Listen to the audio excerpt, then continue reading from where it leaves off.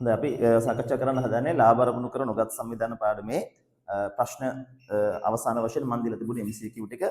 ඒතර අපි මේ ටියුට් එකේ අවසාන වශයෙන් වලට MCQ දාලා තියෙනවා. මොකද මේ ලාභ අරමුණු කර නොගත් සංවිධාන ළමයි MCQ අපි අනිවාර්යෙන් කරලා බලන්න ඕනේ. ලාභ අරමුණු කර නොගත් සංවිධාන විතර නෙමෙයි අපි දන්නවා අපි MCQ කියලා කියන කොහොමදත් අපිට අත්‍යවශ්‍ය වැදගත් කොටස.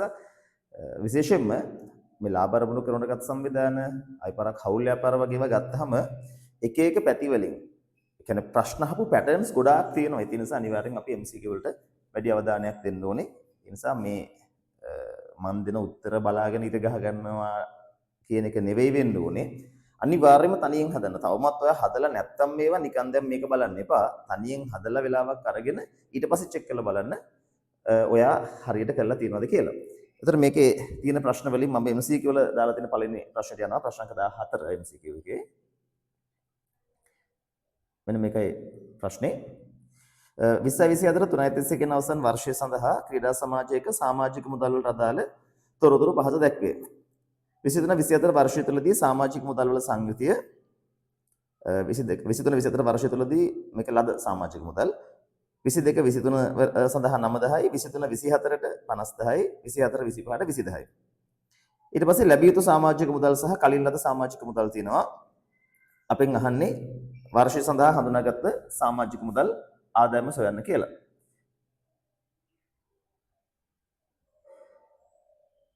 හොඳයි. එතකොට බලන්න මේක ගත්තාම මම සමාජික මුදල් ගෙනුමක ආදර්ශාකෘති මෙතන පෙන්නුවා.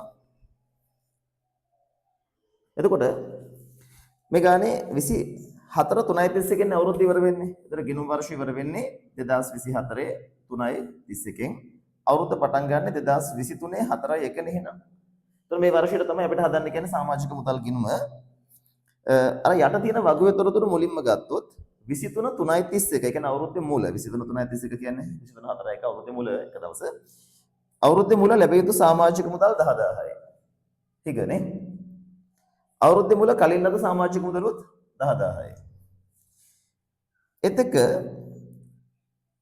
ලැබිය යුතු සමාජික මුදල් 24 3.31 අවුරුද්දේ අග තියෙනවා 15,000ක්. ඊට අමතරව උඩ කියනවා 22 23 සඳහා 9,000ක් ලැබුණා කියලා. එතකොට අවුරුද්දේ මුල ලැබිය යුතු සමාජික මුදල් තිබුණේ 10,000ක් නේ. ඒ වුණාට 22 23 ඒ කියන්නේ ගිය අවුරුද්ද 22 23 දැන් ගිය අවුරුද්දනේ. ගිය අවුරුද්ද වෙනුවෙන් ලැබිලා තියෙන්නේ 9,000යි. ඒත් අපිට තේරෙනවා ආරම්භක වශයෙන් 10ක් හිග තිබුණාට ගිය අවුරුද්ද වෙනුවෙන් 9,000ක් ලැබුණා. ඒත් එක්ක 50,000ක් මේ අවුරුද්ද වෙනුවෙන් ලැබුණා. ඉදිරි වර්ෂය සඳහා 20ක් ලැබුණා. එතකොට මේ 20 කලින් ලද සමාජික මුදලක් ඒක අපිට වගකීමක් වෙනවා. එතකොට මෙතන මේ 20 එන්න ඕනේ. ඊට පස්සේ මේ එකතු කරලා ගත්තොත් එහෙම මුළු සමාජික මුදල දිනවා කීයද රුපියල් 79,000ක් මේක තමයි මුළු ලැබීම. මේක සමහරලාට කෙනෙක් වරද්දලා මෙතෙන්ට 50,000 දාගත්තොත් වැරදි. අපි පන්ති හැදුවම මේ වගේ උදාහරණ ඇති තියෙනකම්.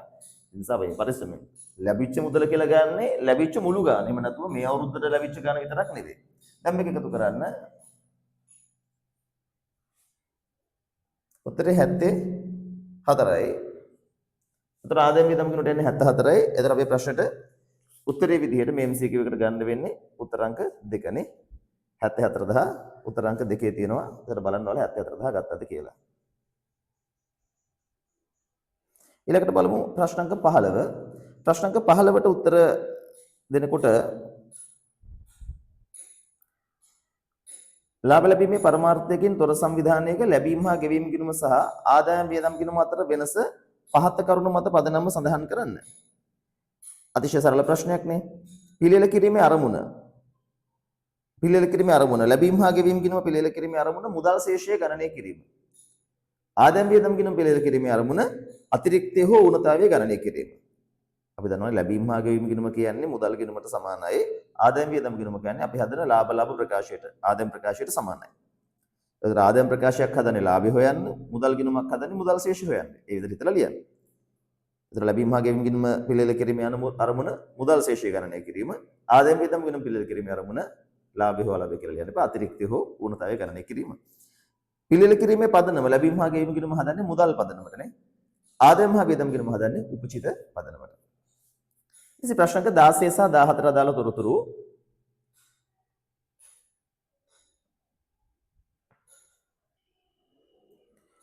බලන්න ප්‍රශ්න අංක 16 කතා කරන්නේ 16 සහ 14 අදාළ තොරතුරු කියලා ගානේ දීලා තිනවා. 2024 3.31 දින අවසන් වර්ෂය සඳහා පාසලක ආදී ශිෂ්‍ය සංගමයට අදාළ තොරතුරු පහත දැක්වේ. අතට පාසලක ආදී ශිෂ්‍ය සංගමයට අදාළ තොරතුරු කියලා සමාජික මුදල් ලැබීම මෙයින් 4න් එකක් 23 3.31 දින අවසන් වර්ෂයට අදාළයි. ක්‍රීඩා උපකරණ මිලට ගැනීම සඳහා ලද පරිත්‍යාග ස්ථාවර තන්පතු මත ලද පොලි ආදායම මුළු වියදම.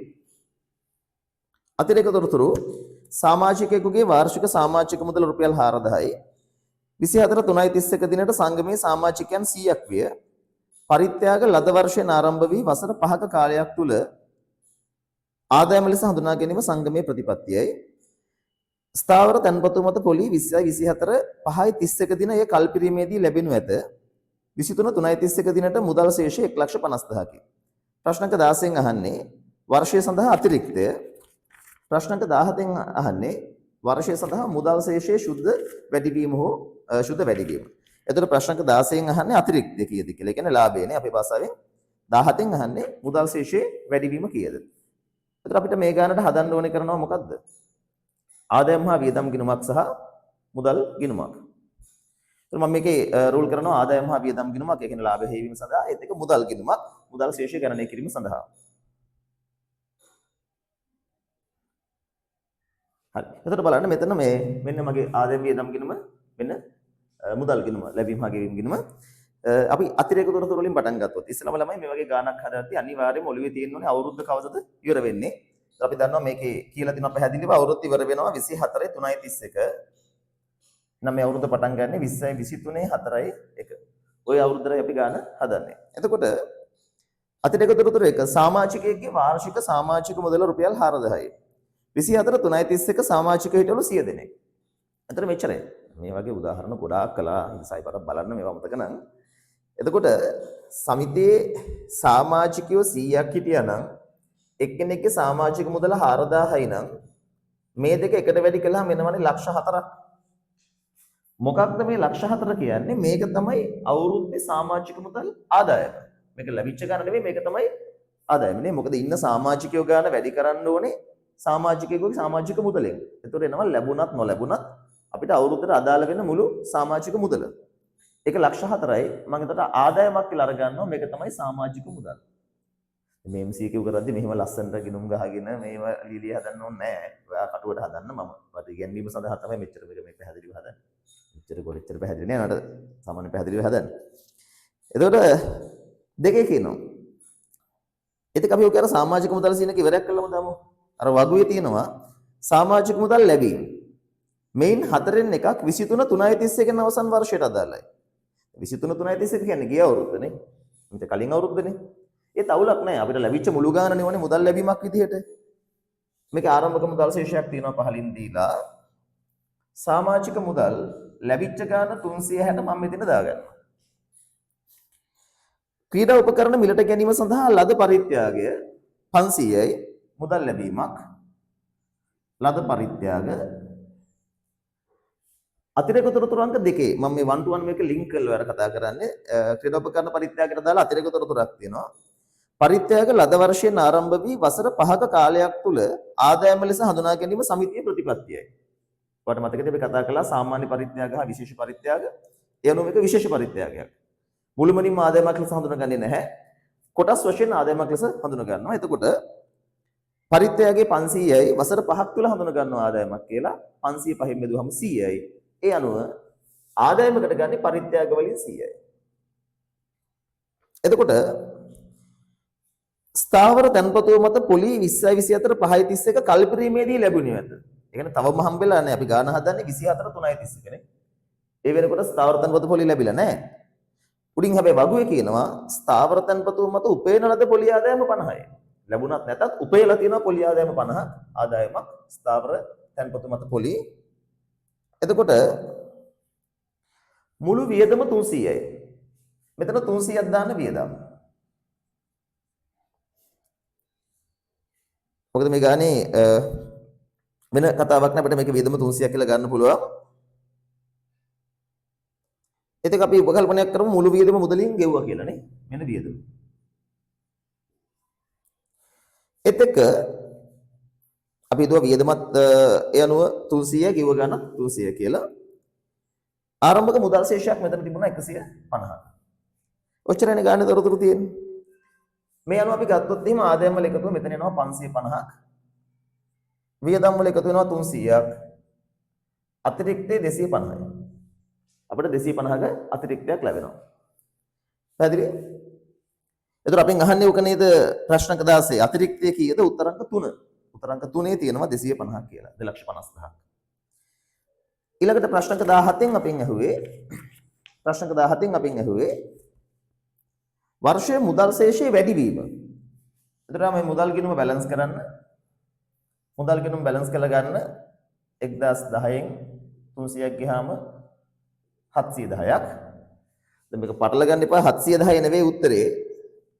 710ක් දක්වා වැඩි වුණේ 150ක් කියලා තිබ්බ ආරම්භක ශේෂය. එතන මේ අතර වෙනස මේ අතර වැඩිවීම තියෙන කීයද 560යි. අපි ගන්නේ මුදල් ශේෂයේ වැඩිවීම උත්තර අංක 3 5,60,000යි. 5,60,000යි. බලන්න ඊට පස්සේ ප්‍රශ්න අංක 18 අහන්නේ පහත දැක්වෙන කුමක් සුබ සාධක සංගමයක් විසින් සකස් කරනු ලබන මූල්‍ය ප්‍රකාශවල සංරචක ලෙස සැලකනු ලබන්නේද?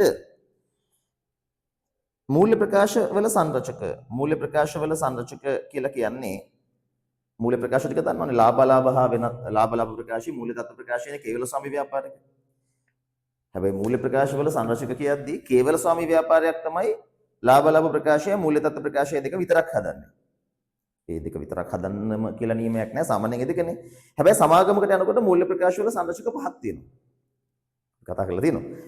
හදලා නැහැ තාම දැන් අපි ජනවාරි මාසයේ සිට සමාගම පටන් ගන්නවා. එතකොට සාකච්ඡා කරමු. එතකොට එකක් තමයි ලාභ අලාභ හා වෙනත් විස්තීර්ණ ආදායම් ප්‍රකාශය. දෙක තමයි මූල්‍ය තත්ත්ව ප්‍රකාශය. මුදල් ප්‍රවාහ ප්‍රකාශය, හිමිකම වෙනස් වීමේ ප්‍රකාශය, ගිණුම් කරන සටහන්. ඔය පහනේ. ඔය පහ තමයි මූල්‍ය ප්‍රකාශ සංරචක පහ. දැන් ලාභ අරමුණු කර නොගත් සංවිධානයකටත් ඕනනම් ඔය පහම හදන්න පුළුවන්. ඔය පහ හදන්න එපා කියලා තහනමක් නැහැ නේ මේ පුතේ. උතන කියන්නේ මෙහෙමනේ. සමාගමකට තමයි ඔය පහ අනිවාර්යයි. ඕනෙම ව්‍යාපාරයකට ඔය පහ හදන්න පුළුවන්. අපි බලමු දැන් මේ කතා කරන සෙට් එකේ ඔය පහ තියෙනවද? සමුච්චිත අරමුදල් ගිණුම කියලා එකක් නැහැ නේ. ඇහුවමයි නේ. සමුච්චිත අරමුදල කියලා ගත්තේ නම ගිණුමක් ගන්න අවශ්‍යතාවයක් නැහැ. මූල්‍ය තත්ත්ව ප්‍රකාශයක් හදනවා. මුදල් ප්‍රවාහ ප්‍රකාශයක් හදන්න පුළුවන්. මේ පාගිල ගන්න නැහැ. සමාජික මුදල් ගිණුම කියන්නේ ගිණුමක් පමණයි මූල්‍ය ප්‍රකාශවල කොටසක් නෙවෙයි. ආදායම් හා වියදම් ගිණුම ඒක ලාභ ප්‍රකාශය. එනු මෙයාලගේ උත්තරයට ගන්න වෙන්නේ BCE. උත්තර අංක 4 නේ. උත්තර අංක 4 නේද BC සහ E තියෙන්නේ. B C සහ E පමණි උත්තර අංක 4. බලමු ප්‍රශ්න අංක 19. 19 වෙනි ප්‍රශ්නේ පාසල් සංවර්ධන සමිතියක වත්කම් සහ වගකීම් පහත පරිදි විය. 24/3/31 23/3/31 කාර්යාල උපකරණ කියන්නේ වත්කමක් නේ. ධාරණගය කියන්නේ ශුද්ධගය. හිග සමාජික මුදල් වත්කමක්. බැංකුවේ ඇති මුදල් වත්කමක්. දිගු කාලීන බැංකු ණය වගකීමක්. කලින් ලද සමාජික මුදල වගකීමක්. අහන්නේ 24/3/31 අවසන් වර්ෂය සඳහා අතිරික්තය කුපමණද? කෙනෙකුට එක බලපු ගමන් හිතනවා මොකද්ද මේ අහන්නේ කියලා. අපි චුට්ටක් මේක නිකන් සමරයිස් කරමුකෝ. මෙන්න අවුරුද්ද. අවුරුද්ද ඉවර වෙන්නේ 2024 3/31 වෙනිදා. 2024 3/31 ඉවර වෙන අවුරුද්දක් පටන් ගන්න අපි දන්නවා 2023 4/1 වෙනිදා.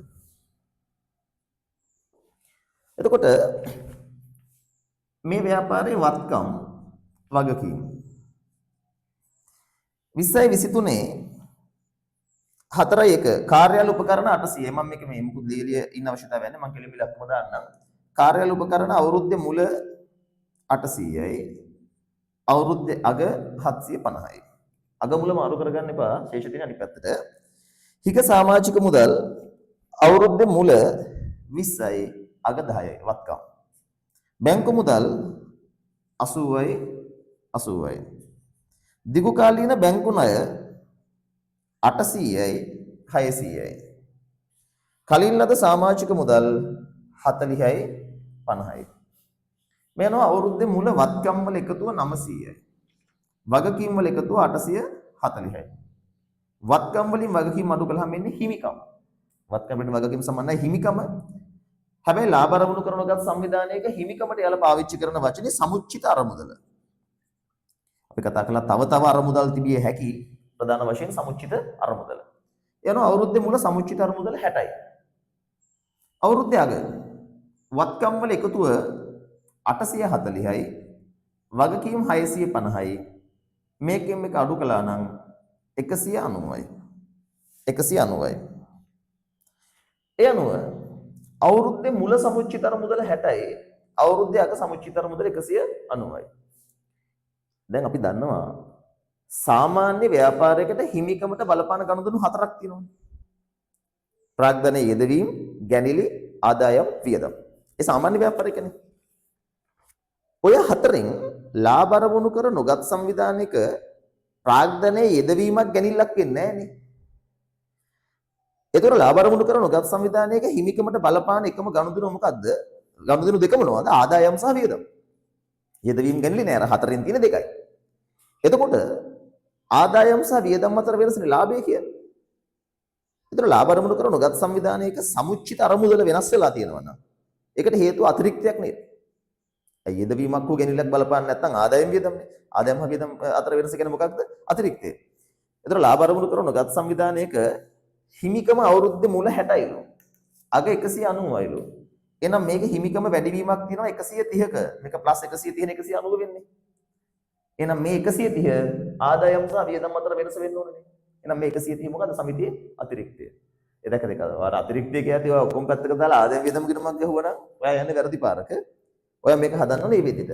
ආරම්භක සමුච්චිත අරමුදල අවසාන සමුච්චිත අරමුදල අතර වෙනස අතිරික්තය. 130යි උත්තර අංක 1. උත්තර අංක 1. යන ප්‍රශ්න අංක 20ට.